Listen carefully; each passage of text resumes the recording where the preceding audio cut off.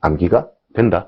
자, 그 다음에 이제 승합입니다. 자, 승합은 제가 설명드렸던 것처럼 11인 이상입니다. 11명 이상부터 탈 수 있게끔 만들어 놓은 자동차를 승합 자동차라고 이야기를 하고요. 승합도 마찬가지입니다. 승합도 경, 소, 중, 대 이렇게 나눌 수 있다라는 겁니다.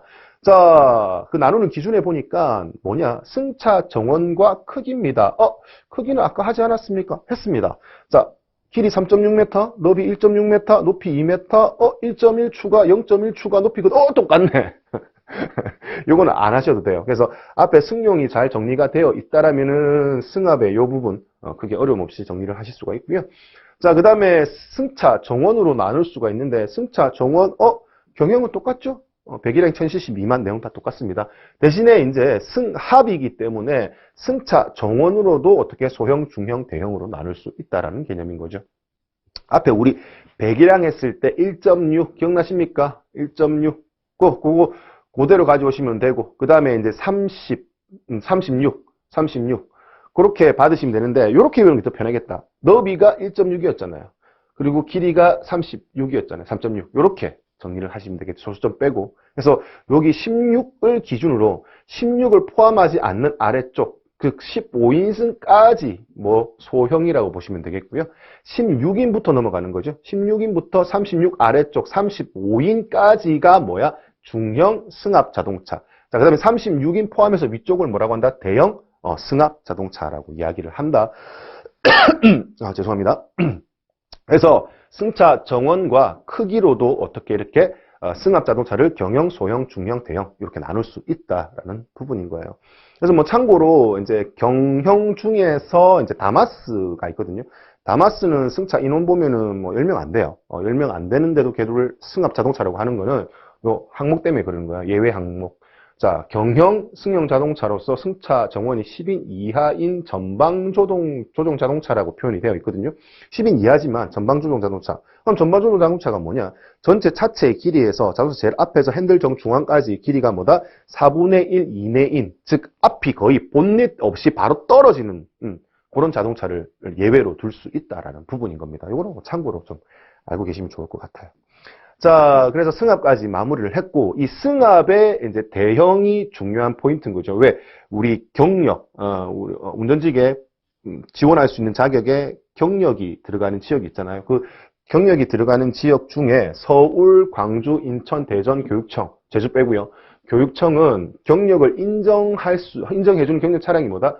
대형 승합차의 1년 이상의 경력이라고 딱 한정을 지어놨어요. 그러면 대형 승합이라 하면 첫 번째 조건이 승차 인원 36인승 이상이거나 아니면 뭐예요? 자동차 전체 길이가 뭐야?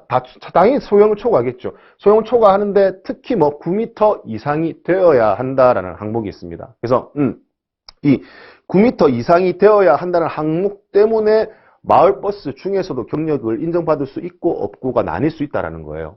그래서 그 마을버스 중에서도 뭐 9m가 넘는 차량이 있고 넘지 않는 차량이 있거든요. 그거를 잘 구분을 하셔가지고 경력을 쌓더라도 그 해당되는 내용 잘 확인을 좀 해주시면 좋을 것 같아서 내용 준비해봤습니다. 자, 그 외에 전남, 충남, 제주교육청 이런 데는 다른 거 없이 그냥 대형 면허로만 운전할 수 있는 차만 1년 이상 있으면 된다라고요. 그래서 대형 운전면허로 운전할 수 있는 차가 16인 이상부터 포함이 되는 거니까 뭐 요거는 조금 더 범위가 넓은 차량까지 경력으로 인정을 해준다 이렇게 보시면 되겠죠. 자, 그러면 마을버스 관련된 내용 간단하게 한번 볼까요? 자, 현대자동차 기준으로요. 그린시티하고 에어로타운 이 자동차 크게 두 가지가 있는데 그린시티 같은 경우는 전장 보세요. 전장 보면은 여기 밀리미터니까 9085라고 해서 밀리미터 8.5cm죠. 8.5cm가 조금 더 여유가 있어서 얘는 뭐다? 대형 승합으로 인정받을 수 있어요. 근데 아래쪽에 보시면은 뭔데 에어로타운 같은 경우는 광과 장축으로 길게 해도 이거 얼마예요? 10이 모자라잖아요. 그러면 10이면은 센티미터면 1cm가 모자라서 얘는 뭘로 대형 승합으로 인정받을 수가 없다라는 거예요. 그래서 에어로타운 이런 차량을 몰게 되면은 뭐 서울시 이런 데는 기준이 안 되니까 이런 것도 좀 잘 알아보셔야겠죠. 특히 교육청도 이거 안 되니까 제주만 빼고요. 그래서 이거 좀 주의하시라고 내용을 한번 넣어봤습니다. 자, 대우차는 안 돼요. 결론적으로 말씀드리면 대우차도 전체 길이가 8,930이기 때문에 한 7cm 정도 부족하거든요. 그래서 대우 그 마을버스도 대형 마을버스도 대형 승합으로는 인정받을 수 없다. 이거 참고로 알고 계시면 좋을 것 같습니다. 자, 그다음에 이제 화물입니다. 화물 역시 마찬가지예요. 뭐 정의는 아까 앞에서 말씀을 드렸고, 자, 화물도 경영, 소형, 중형, 대형으로 나눌 수 있는데, 여기 보니까 경영이에요. 경영은 우리 기존 했던 내용 똑같죠? 배기량, 그 다음에 앞쪽에 길이 똑같이 이렇게 나눌 수 있어요. 경영 화물 자동차에 우리 라보, 조그만 차 중에 트럭 있었거든요. 라보. 그 개념이다라고 보시면 되겠고요. 자, 그 다음에, 나머지 화물차를 소형, 중형, 대형으로 나누는 기준은 뭐가 있다? 짐을 얼마만큼 최대 실을 수 있느냐? 혹은 자동차 총 중량이 얼마만큼이냐? 자, 총 중량의 개념은요. 사람이 탈 수 있는 사람 다 타고 짐을 다 실었을 때 전체 무게를 얘기를 하는 거거든요.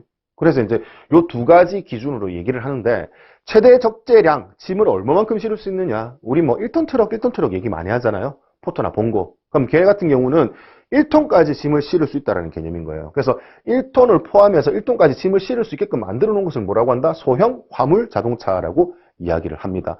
자, 그 다음에 이제 5톤이 기준이죠. 5톤을 기준으로 5톤 포함해서 넘어가는 걸 뭐라고 한다? 대형 화물 자동차라고 이야기를 하고요.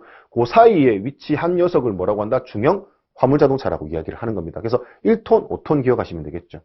자, 그 다음에 차량 총 중량은 이거보다 더 많이 나가겠죠. 사람까지 타고 그 다음에 짐 전체 싣고 차량 전체 무게를 얘기를 하는 거니까. 그래서 얘 같은 경우는 좀 더 범위를 넓게 줬어요.